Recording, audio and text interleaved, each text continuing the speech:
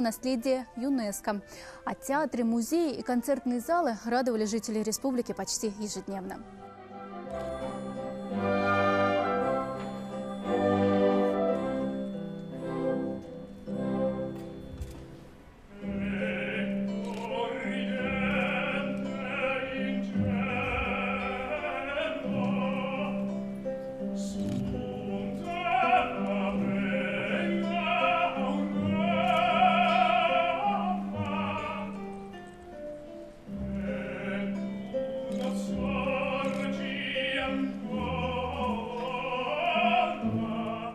Год культуры ворвался в Казань во всем блеске.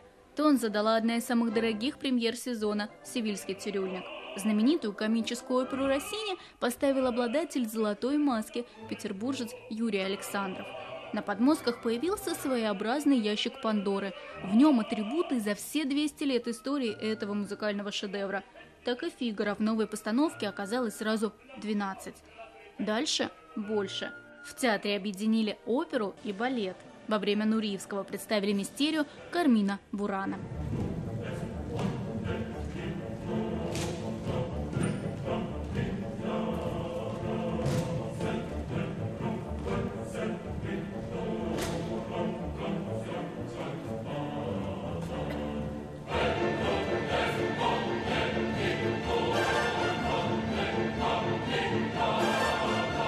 Хореограф соединил современный, классический и народный танец, приправил все это элементами стрип-пластики и канкана.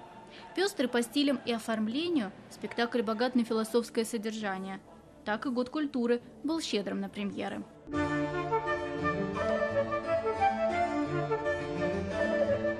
Для меня